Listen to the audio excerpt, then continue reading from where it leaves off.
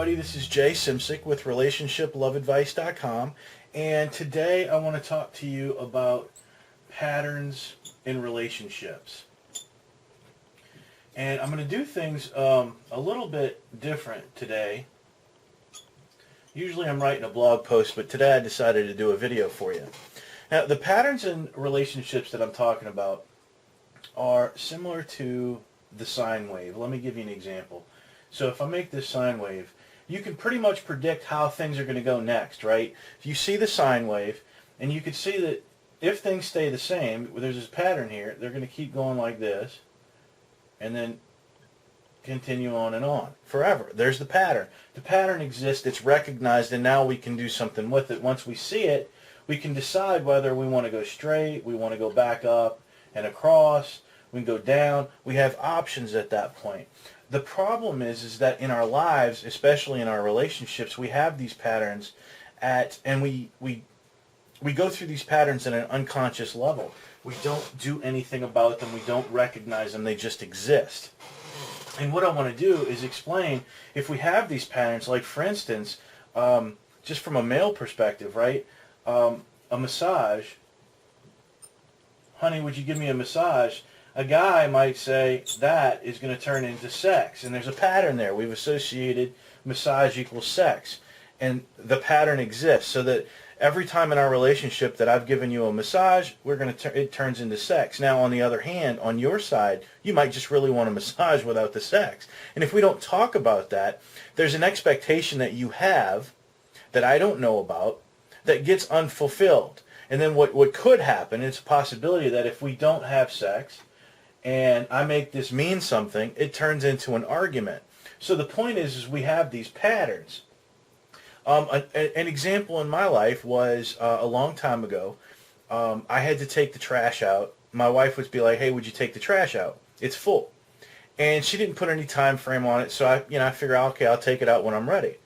And what happened is I would take the trash out when I was ready, but she wanted me to do it right then and there.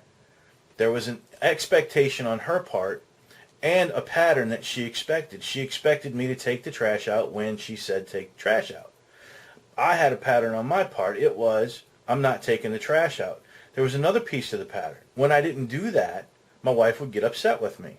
And we'd get into an argument over the trash. Something simple, right? But this is what happens in our lives. You take that.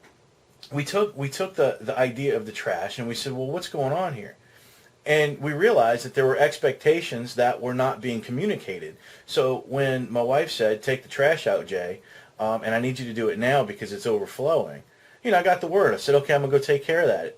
It turns out it was too heavy or whatever the reason was. She asked me to go do it, and I went and did it now because she asked me now. And it was just that simple few words that stopped arguments. The point, though, is that we have these patterns in our relationships, and we don't stop to think about what they are.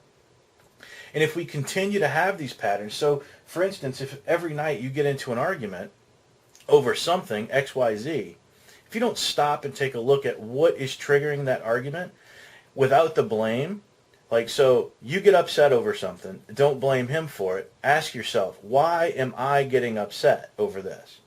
What is it that's triggering me or causing me to get upset? Whatever event it is, when he does not take out the trash, what do I make that mean? And if you figure out what you make things mean, which is your fictional mindset, if you will, it's something that you made up, a meaning about a particular event, you may get to uncover why you have this pattern.